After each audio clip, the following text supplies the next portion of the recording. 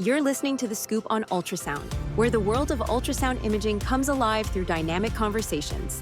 This episode is brought to you by EDM Medical Solutions. Be sure to follow the podcast on your favorite app so that you never miss an episode. To kick off Season 3 of The Scoop on Ultrasound, we're diving into leadership and innovation in cardiac imaging with Ashlee Davis, Chief Technologist at Duke University Hospital. She oversees a team performing over 150 procedures a day, blending clinical excellence with strategic leadership in a high-demand environment. Ashlee also serves on the AIAC Echocardiography Board of Directors, represents the American Society of Echocardiography, and contributes to the CCI Advanced Cardiac Sonographer Exam Committee. This conversation explores her leadership journey and the strategies behind advancing care and innovation in a complex clinical environment. Quality supplies make a difference. At EDM, our mission is to help you enhance patient care. For over 30 years, we have been a leading supplier of medical imaging products and accessories. It all started with one product, Crystal Ultrasound Gel. And now our catalog includes over 300 products designed to support your practice. From probe covers to needle guides, EDM Medical Solutions is the partner of choice for over 2,000 healthcare facilities in the U.S. Learn about our range of ultrasound solutions on our website by visiting us.edm-imaging.com. Today marks the beginning of a whole new season of the show, and to kick off Season 3 of The Scoop on Ultrasound, we're focusing on leadership and innovation in cardiac imaging, specifically how clinical excellence and strategic leadership come together in some of the busiest healthcare environments. Joining us is Ashlee Davis. Ashlee is the Chief Technologist at Duke University Hospital, where she oversees a team handling over 150 procedures a day. In addition to her leadership at Duke, Ashlee serves on the AIAC Echocardiography Board of Directors as a representative of the American Society of Echocardiography. And she has played active roles in ASE committees, publications, and was a part of the inaugural ASE Leadership Academy, of which we've had several graduates be guests on this show. She's also a contributor to the CCI Advanced Cardiac Sonographer Exam Writing Committee. Ashlee has shared her expertise nationally and internationally, from conference speaking engagements to teaching alongside Dr. Joseph Kislow on the concept of thinking in 3D. Her contributions extend to research, textbook authorship, and even global healthcare initiatives, including work with rheumatic heart disease patients in Rwanda. Ashlee, it's an honor to have you on the show. Thanks, Emmanuel. It's great to be here. So let's start by getting a sense of what your day-to-day looks like. Managing high-volume cardiac units is no easy feat, and that can represent some complex operational challenges, I'm sure. So what does a typical day look like managing a unit that handles over 150 procedures a day? How do you balance high clinical volume while maintaining such a high standard of care across modalities and patient settings?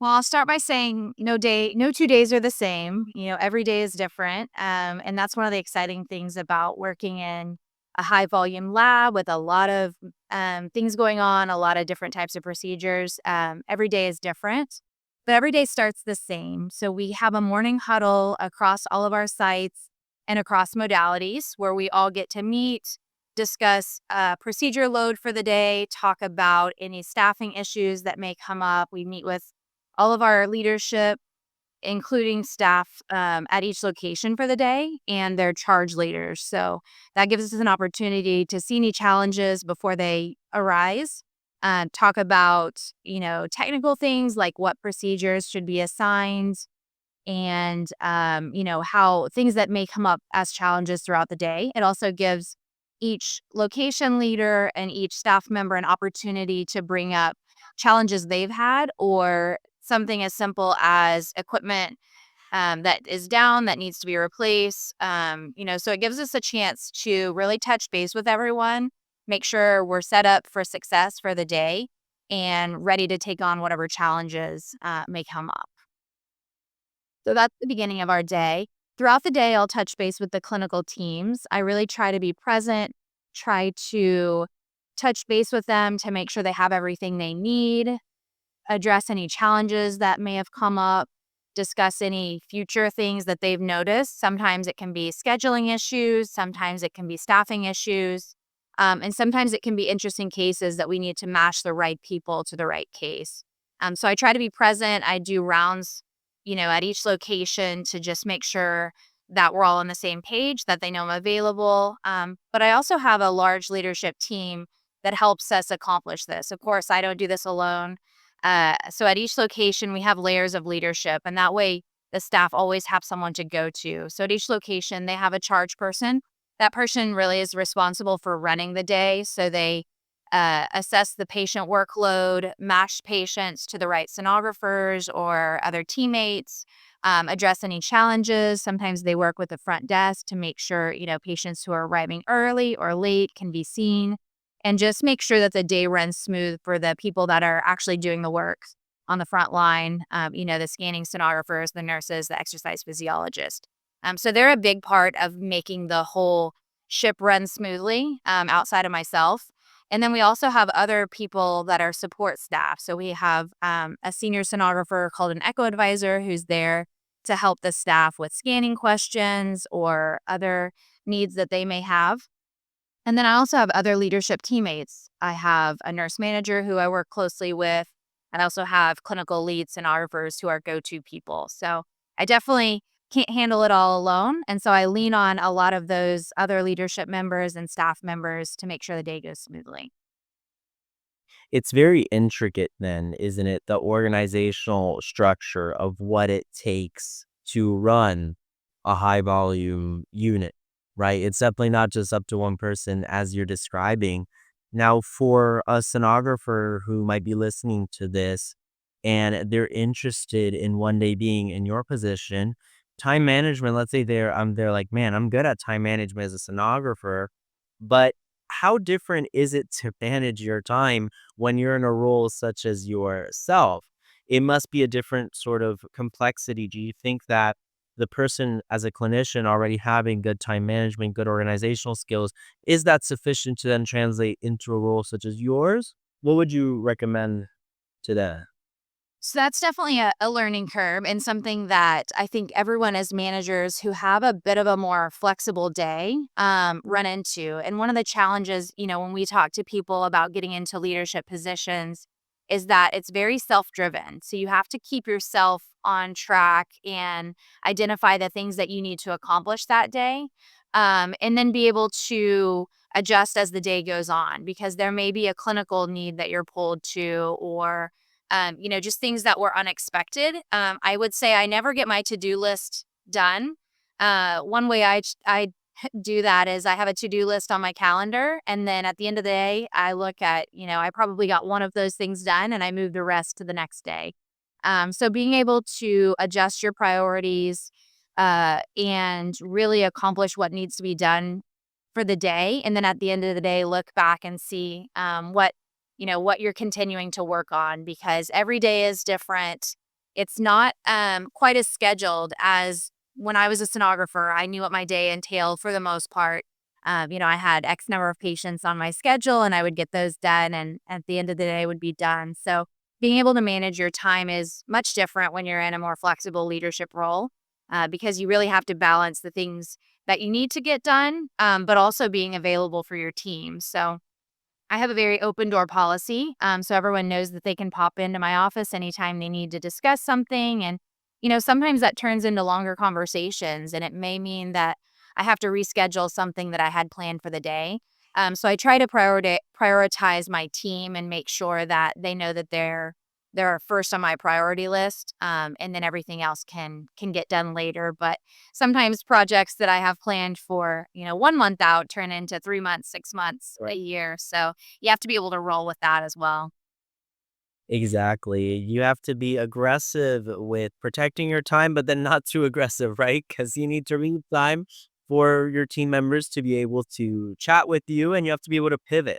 Especially when in a healthcare setting, things are changing all the time and cases are changing, right? They might go the wrong way. And so you have to be ready for that. And people get sick too. It's very complex, right? So you have to be very nimble. That's something that I think on this show we've seen with all the different leaders that have come on that have spoken on that administrative side has been you have to be nimble, you have to be ready to pivot for your team's sake, really. And sometimes that means delaying projects or putting certain things you'd like to be doing on the back burner to help them. So interesting. Now, leadership journeys are often not linear, right? Especially when you evolve from a technical to a more strategic role, right? So, from a sonographer role to now being in charge of a whole unit. Now, how did your role evolve from sonographer to a leadership position? Because I think sometimes that transition, it doesn't really seem like the progression is very clear. Some sonographers might be interested in it, but they're not really sure how to get there. So could you tell us more about your own personal journey of how you got to where you are? Sure. I totally agree. Everyone's journey is different, and it's never what you think it's going to be. So, coming in as a new sonographer, you might think your path is going to look a certain way, and then as you evolve as a career person, and different opportunities come up, that's going to change. So, personally, for me, I did not have a specific path that I was set on, that I for sure wanted to do. But my leadership journey just evolved sort of slowly and organically. I, as a sonographer, would take on challenges, take on leadership positions, and pretty much say yes to things that people asked me to do. So I tried to be very intentional about delivering on anything that was asked of me that I agreed to. So being a reliable source, whether it was for my manager or if it was for, physicians that I was working with. Being at Duke, we have a lot of opportunities to work with people that are doing a lot of great things in the field of cardiology. So just showing up and showing interest and taking on projects little by little, gaining more responsibility. I mentioned the charge role that we have, and that's one leadership opportunity that our scanning sonographers have that demonstrates leadership abilities. You're managing sometimes, our inpatient lab, you're managing 10 or 12 people, 50 to 80 different procedures that day. So you really have an opportunity to show your organizational skills, show your ability to work within different modalities, work with other healthcare providers in the hospital. So being able to take on those roles and demonstrate that you're competent, that you're open to learning, open to feedback, and just slowly gaining more responsibility, I think is the most organic and the best way it happens. It's not setting out to say, I want to do this leadership role in 15 years, and here's how I'm going to get here. Usually, it's more organic, just saying yes. I said yes to pretty much anything anyone would give me, and happily took on more and more responsibility. One other thing that I think really helped me understand the bigger picture of the lab was taking on a role in our quality assurance team. And so that gave me an idea of how to step back and look at the lab as a whole versus, as a scanning sonographer, looking at my scans individually and wanting to be the best sonographer, for myself. But now I was looking at all of our lab and how do we create systems that support everyone and raise the bar of quality here for the whole lab. So that was really helpful for me to be able to look at the bigger picture and start getting those ideas about strategic planning, looking at the whole year, looking at the lab as a whole, and even multiple labs. So each of those things really helped set me on my journey. And then, as you mentioned, I joined the Leadership Academy. That was an opportunity that I applied for and was very honored to be a part of the first class of the Leadership Academy of ASE. And that really opened my eyes to strategic leadership, thinking about leadership as a learning opportunity, and just kind of opening my eyes to more possibilities. And that set me up to be on the path to where I'm at today. And I learned a lot from that, and I made a lot of connections. So then I was able to reach out to other people in the same the same boat that I was in and learn from mentors and learn from colleagues that were also managing labs. Would you say that being at the right facility then is critical to your growth as a clinician and as an aspiring leader? I do think there's opportunities in every lab. Every lab needs someone to step up and teach other coworkers or maybe take on a student. So there are leadership opportunities.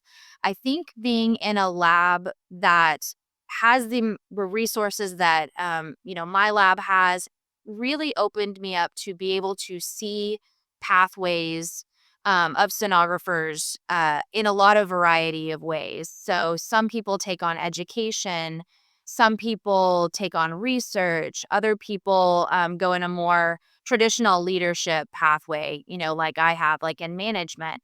But seeing sonographers grow over their career, seeing people 10, 15, 20 years ahead of me doing different things really exposed me to the opportunities that a sonographer has. And I don't think I realized that when I came out of school. I thought we were scanning sonographers, we take pictures of the heart. And I was excited about that. But getting to Duke and seeing people who had done a lot of different things throughout their career really opened my eyes to the opportunity. So I think that is a big advantage of being at a lab like this. And I would encourage anyone graduating from school to find, wherever their area is, just find the lab that is the most excited about teaching you and go there and you'll thrive. But if you're in a smaller lab that maybe doesn't have as many layers of leadership, like I mentioned, because we have so many sonographers and so many patients, even if you're at a smaller lab, take that opportunity to just show up and be a leader, even if you don't have, a direct path to a more traditional leadership role. Right. So ultimately, then you would say that a lot of that is in the hands of the sonographer themselves, right? So it's up to you to make the move, so to speak. And that's really great to hear because I think it's very empowering, right? And encouraging to hear that idea of like if I say yes, I'm going to grow. I think sometimes we kind of get a little scared. We're like, well, maybe I'm just not meant to do this. No one's telling me. Maybe I'll just, not really push too much. But to really be able to grow, we have to push, especially as clinicians, right, who want to then move into management positions. So I think it's really interesting to hear your insights about that.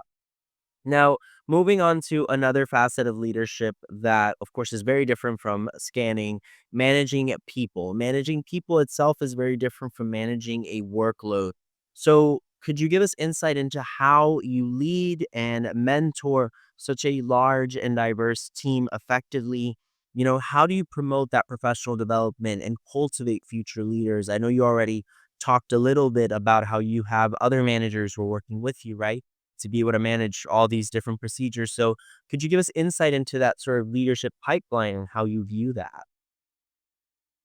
Yeah, we do have, we've got over 100 employees of different modalities, different skill sets, different generations, Mm. and just different backgrounds. So I think one thing I really try to do, and I think everyone, when they're in these positions, realize early on is that there's not a one size fits all management approach. Different people respond to different ways of managing, different ways of getting feedback, and just different conversations. So I think really getting to know your team, learning as much as you can what motivates different people, how they respond to your feedback, your conversations. I have to really adjust my approach depending on the person, and trying to really connect with people and always come from the point of view that everyone wants to do their best and our job is to help them get there. Most people don't come to work, especially in the healthcare setting, especially sonographers. Everyone wants to do a great job, and a lot of times they just need that feedback in that direction to get there. Of course, tough conversations are a learned skill. It's not something I was super comfortable with when I first started. So I had to be very intentional about having tough conversations right off the bat. But but leading with empathy and, really trying to connect with those people as well. So I think you have to learn to customize your approach depending on different people's, personalities, and that can be a challenge. But if people know that your intention is to help them and to get good patient care for the patients, if they see that you are dependable, consistent in your, approach, whether it's, um, going through uh, mid-year and end-of-year feedback or responsibilities or whatever it is, as long as you're consistent, they know what to expect from you, and they know that you really have their best interest at heart. Most people are very responsive to that. So I think it's a hard skill because, like you said, we don't learn that when we're learning the technical aspects of our healthcare jobs. But I think also just leaning into this being a learning opportunity. I do a lot of reflection about how I'm doing as a manager, talking to my team, sending out feedback requests, because I want to know how I'm doing and how I could do better. And so you're continually learning about that, and learning about people is a continual work in progress. If you are high-level disinfecting your ultrasound transducer, it's likely you're soaking the probe or using an automated HLD device. But there's a better option out there. TriStel Ult can high-level disinfect your transducer in just 2 minutes and costs under $3 per cycle. Sound too good to be true? Request a brochure today and learn why so many practices are switching over to TriStel Ult. Visit us.edm-imaging.com/TriStel. That's TRISTEL. And now, back to the show. Right. And two things you mentioned, I think, are so key: trust and intentionality. You definitely have to build trust with the team to be able to really mold them, right, into the leaders that the organization wants them to be. And it takes a lot of intentionality and time set apart to invest in people. You really can't mentor people if you're not intentional. Now, I like to just push a little more to know how you deal, though, with clinicians, sonographers, for example, who so you have a great team, but there's just this one person who's really not putting in all of the effort. Some managers might find it very difficult to go about addressing that. It's like, well, I don't want to offend them. How do I push them to produce more? What's your framework for going about that with your experience when you realize that the person, quite honestly, is kind of being lazy, right? And you want to get them out of that and really make them a team member who contributes proactively. What's your advice to a manager who's struggling with a team member like that? Yeah, that's the challenge of being a manager, is that, not all of our conversations are as bright and rosy as we would like them to be. I always tell people, and I have, leaders under me that I have these conversations with about, we would love everyone to come in with the same goal, the same attitude, and the same work ethic to get things done. And that's just not always the case. So you have to find out what motivates that person. Um, and sometimes it's very direct goals. And sometimes you have to lay out a timeline for those people to meet certain things. But I think one thing I've noticed is that something that appeals to people is that the idea that their peers don't view them as a good team member is really effective, because even the people that you think don't care, because clearly, their actions are showing that they don't really care if they're a bad team member, or, they feel fine with doing the least amount for the day. When you really point out to them that their team members are disappointed in their actions, that their team members really need them to step up, and that, this is the most even way to distribute the workload, a lot of times they'll respond to that. They may not respond to you as a authority figure or a manager. People have much, variable reactions to authority, and we have to learn to accept that. But a lot of times they do want to be a good team member. Right. So sometimes your peer feedback can be good for that. We do peer feedback at all of our mid-year coaching conversations. So that way they can really get that. And sometimes that's really effective is like, oh, I didn't realize that my team members noticed that I was not contributing.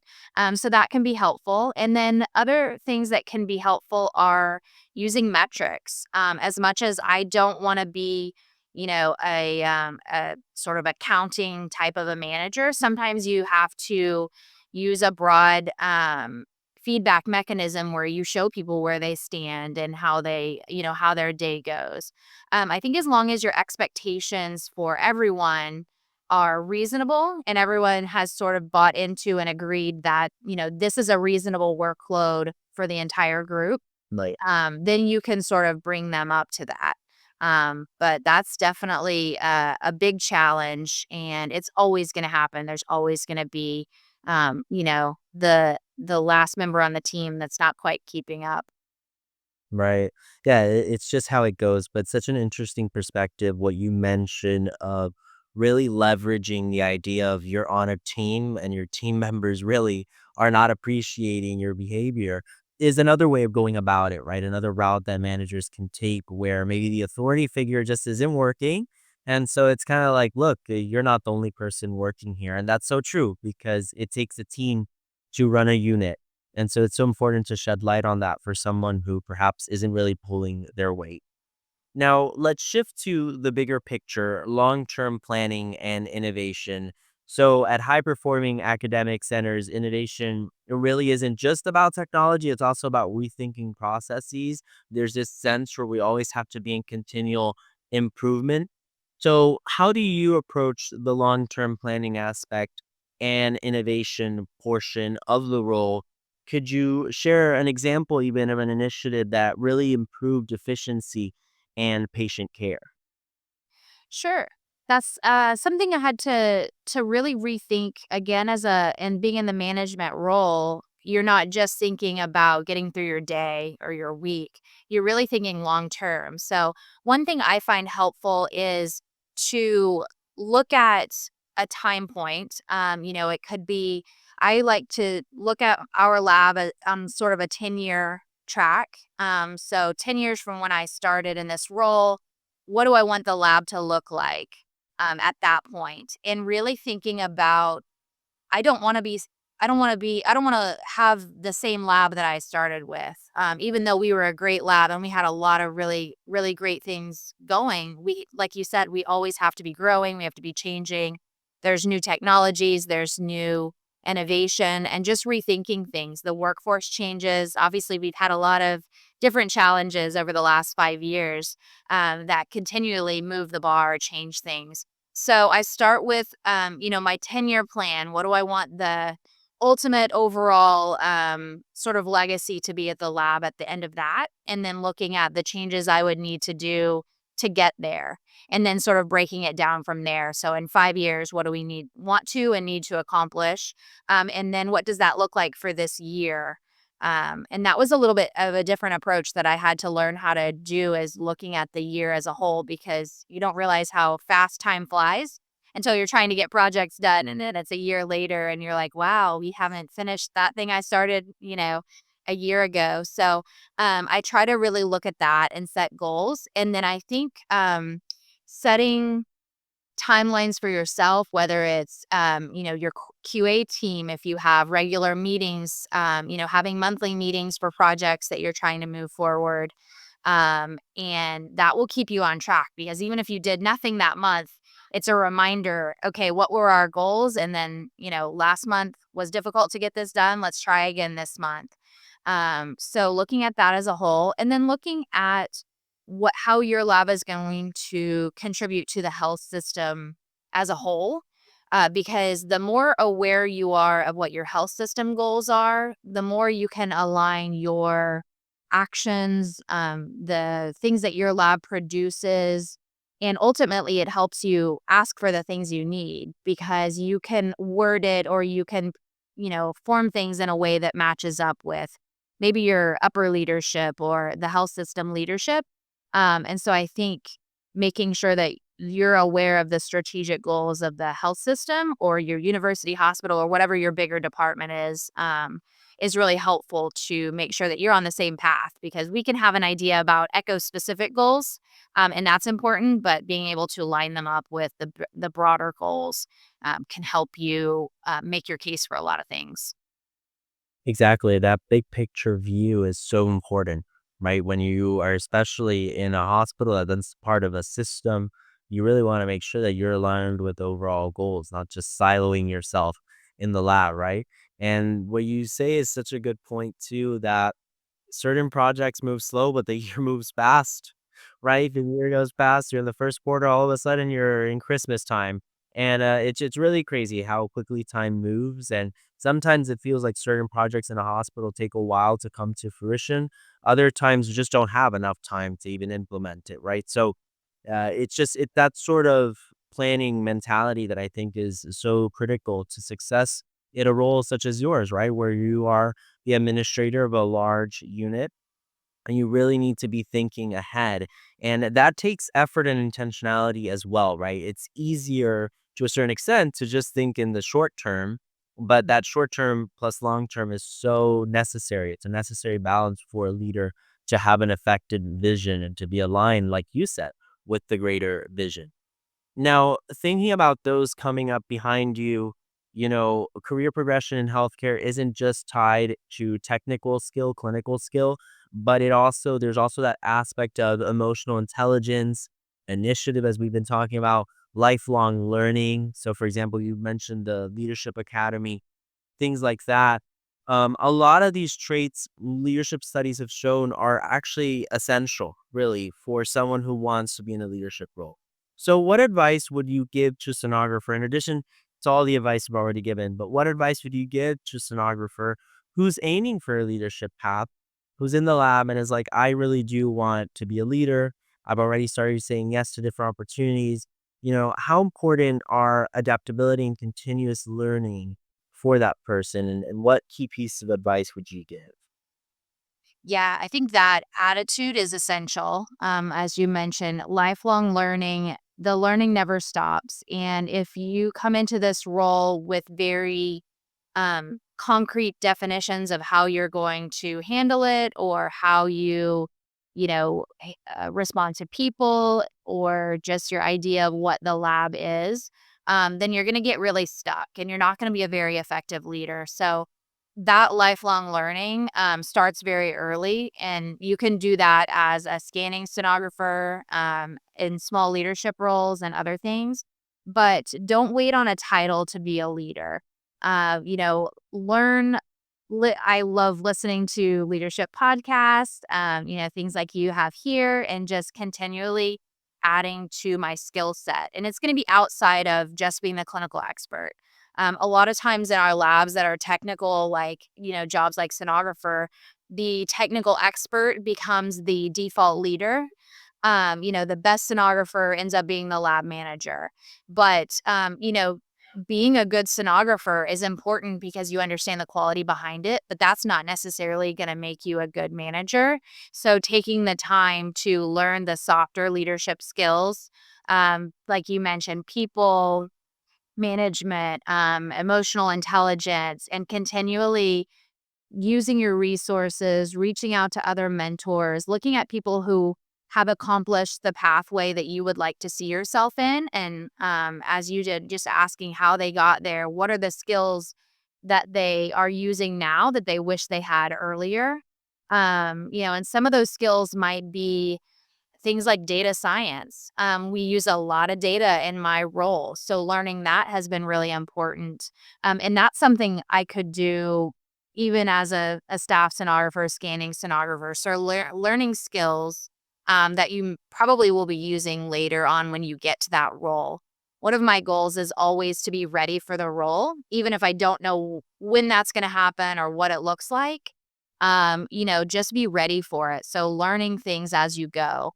One of the important things I think that I learned through the ASE is that there are a lot of intangibles that you learn from working with people outside of own your own institution or in your own role. And a lot of times we're doing things that are volunteer, that are free, that take a lot of effort, writing papers, doing publications, volunteering on a global health initiative.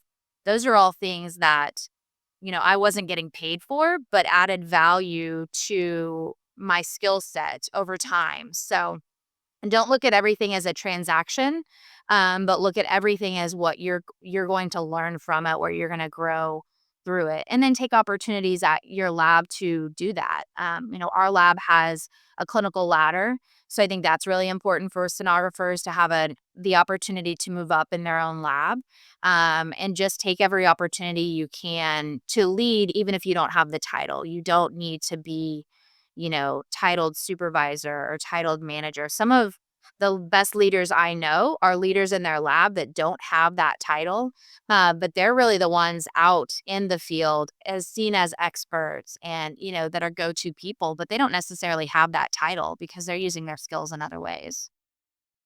Yes, lifelong learning really is so important to be able to continually grow, right, as a clinician and then later on as a leader.